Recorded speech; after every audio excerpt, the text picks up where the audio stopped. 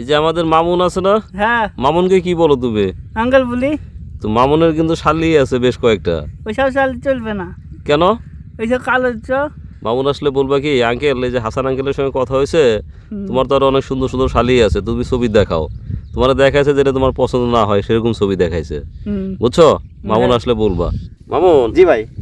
এই যে আমাদের ফয়সাল, জি ফয়সালের বিয়ে করাবো, তো আমি বললাম যে তোমার মামুন আঙ্কেলের শালি আছে। জি। তো ও হাসে, তো বললো যে মামুন আঙ্কেলের শালি তো সুন্দর না, আমি তো চাই না। তো তোমার কাছে গিয়ে কি বলছে? আমাকে সেটা বলতেছে, আমাকে বলতেছে যে আঙ্কেল আপনার শালি কথা বললো যে কিরকম, আমি তোমার শালি তো দেখতে ভালো না। আমি যে বলছি দেখতে তো ভালো না, কথা ঠিক আছে, যদি ভালো না তাহলে ঠিক আছে। এখন বিয়ে তো আরো বাকি রয়েছে, নুর ইসলাম ভাইয়ের বিয়ে করার দরকার, তারপরে আমাদের সজীবের বিয়ে করার দরকার। তো তোমার শালি তো আছে তো এগুলো নাকি? হ্যাঁ ভাই, আমি যেখানে বিবাহ করছি ভাই এই এলাকায় শালি বেশি ভাই আমার। ফয়সাল কি আঙ্কেল? আছো কেমন? ওয়ালাইকুম আসসালাম, আছো কেমন? কেমন? ভালো। তো এখন তোমার তো বিয়ে দরকার। হ্যাঁ। কেমন মেয়ে চাই? ফর্সা। ফর্সা শুধু না, সুন্দরও? সুন্দর লাগবে। শিক্ষিত? হ্যাঁ সুন্দর লাগবে। শিক্ষিত লাগবে? হ্যাঁ। তো তোমার বাবা তো সুন্দর বিয়ে করে নাই। না। কেন? কালো দেখেছে, চোখ কানা জেনে দেখে দিচ্ছে। ও, তোমার বাবার চোখ কানা, হ্যাঁ এজন্য বিয়ে করছে? হ্যাঁ। না, এভাবে বলতে হয় না, কারণ তোমার বাবার কপালে ছিল, জুটি ছিল, এই জন্য হয়েছে। হ্যাঁ। কিন্তু তোমার জন্য সুন্দর মেয়ে চাই। তো এখন তুমি করো কি? মানুষ তো জিজ্ঞেস করে যে ছেলে করে কি? কাজ করি, বুঝতে খাই আমি। কি কাজ করো? কম্পিউটারে আমি। হ্যাঁ, কম্পিউটার চালাই। কম্পিউটার চালাও? আর তোমার শখ কি? তুমি যদি সারাদিন শুধু সিনেমার গান শোনো? হ্যাঁ, গান শুনি ভালো লাগে। ভালো লাগে? হ্যাঁ। এখন বিয়ে তো দিবে মানুষ, তোমার তো কাজ করতে হবে। কাজ করতে হবে, করবো। করবা তো কবে করবা? আজ থেকে করবো। আজ থেকেই করবা? হ্যাঁ। তোমার বয়স কত এখন? ওই 16। 16 বছর তোমার? না 16 না, আমার বয়স 25 চলছে এখন। 25 চলছে?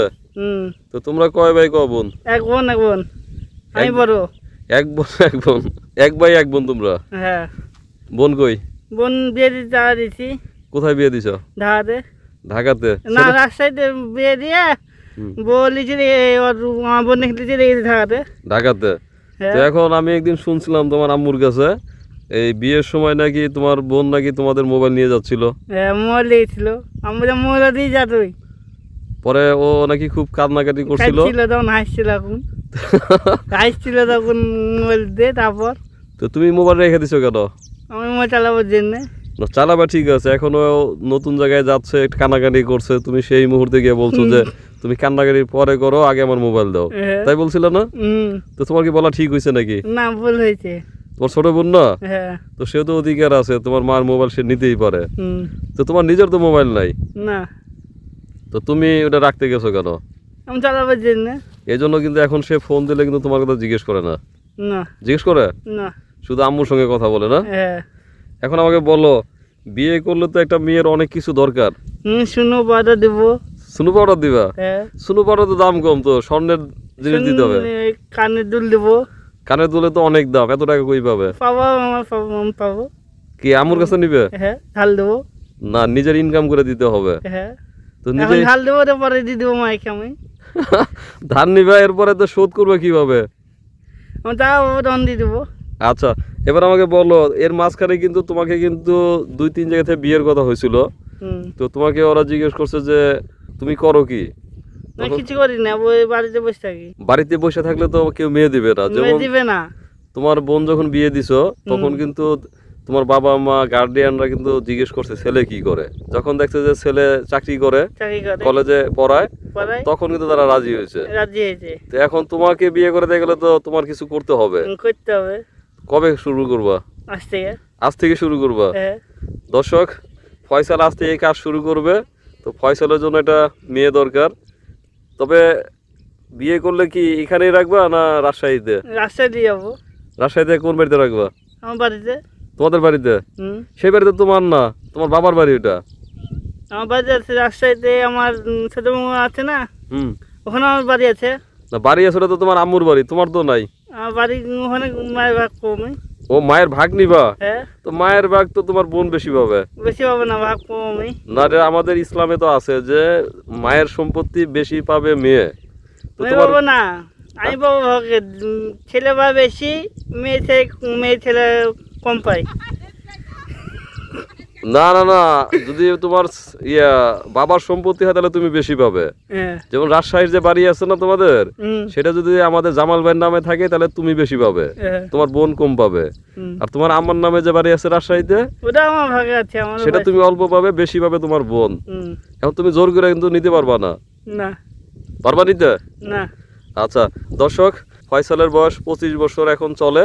ফয়সাল বিয়ে করবে, কিন্তু ফয়সালের জন্য সুন্দর মেয়ে দরকার। ফয়সাল তার ওয়াইফকে রাখবে হচ্ছে তাদের রাজশাহীর বাড়িতে, আর চরে থাকলে চরেই থাকবে। হুম।